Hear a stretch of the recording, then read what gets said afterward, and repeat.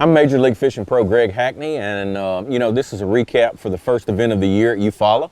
You know, it's one of those deals where, first week of February, prime time for that part of the South. When we got there, the lake was stable, off-colored.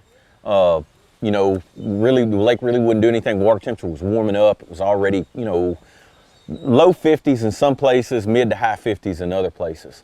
While we were there, we had a huge amount of rain, and the lake really started coming up. And it was one of those deals where I had found one big creek that, didn't have a lot of bite. Didn't seem like it had a lot of bites, but it had some good bites. And I was catching on a black and blue thunder cricket. Had a black rage swimmer on the back of it.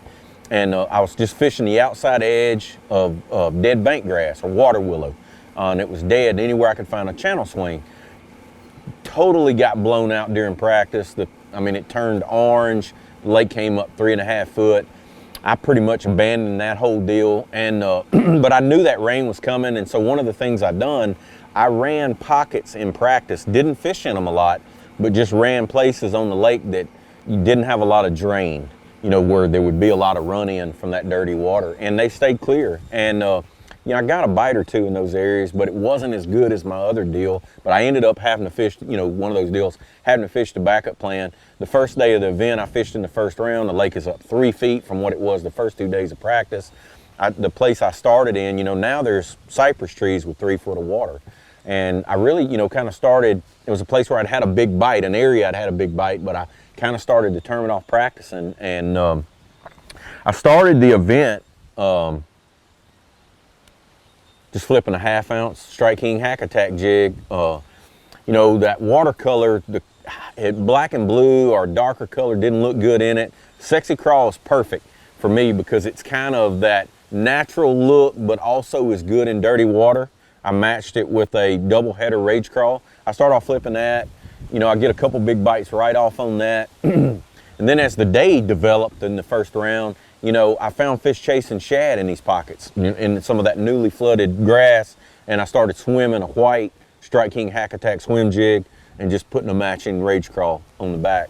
And it was really a tough tournament for me in that I just had to cover a lot of water. I didn't get a lot of bites. They were just all big ones. Everything that bit me was 3 to 6 pounds. And I didn't catch a lot of fish, but I just covered a lot of water.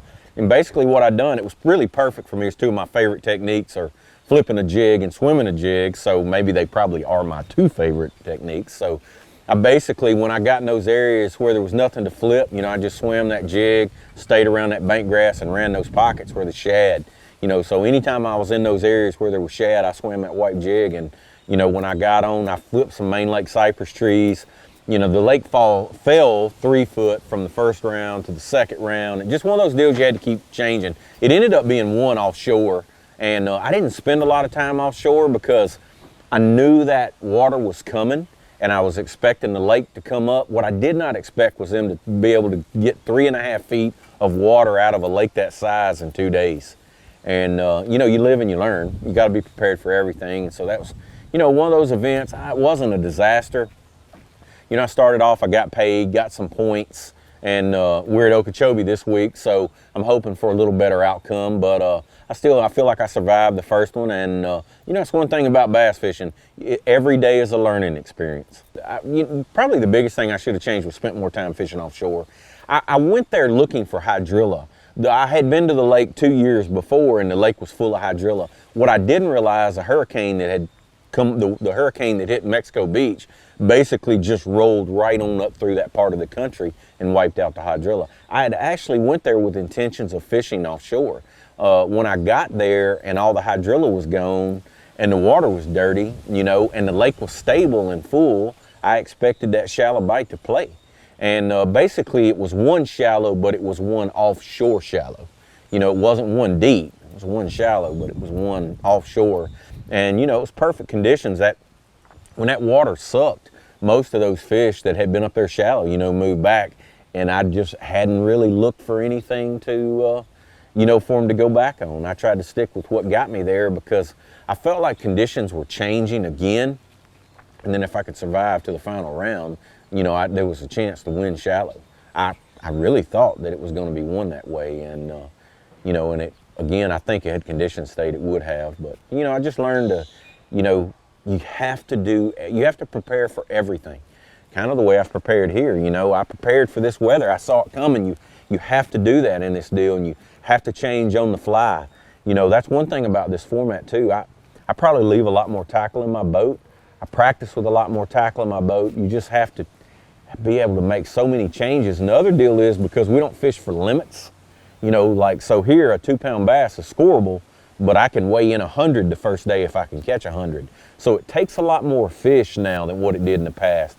You know, used to you just looking for 5 bass a day. Well, you know, we got rid of the old school mentality of doing that. So now you got to look for huge groups of fish. And now with them taking a 2-pounder to be scoreable, I mean, you got to look for huge groups of big fish, you know, to do well. And, you know, that's how the first event turned out. You know, the guy that won the last day, Jacob Wheeler, had 60 plus pounds on the last day of scoreable bass. And that's pretty awesome to be able to do that on day 4.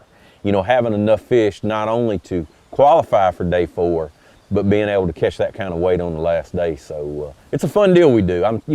This is a new learning experience for me. This is basically, we're just starting year number 2.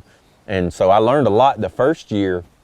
And of course they threw a curve in it, because the first year, you know, a 1-pound bass was scoreable at all the events, and now they have to be 2 pounds. And there's a big difference in fishing for a fish over 2 pounds and fishing for a rat 1-pounder, I promise you. And make sure to stay tuned and watch all the episodes of Kings of Bass, because I know these other guys in this group, and it's a strong group, and it's going to be fun to watch.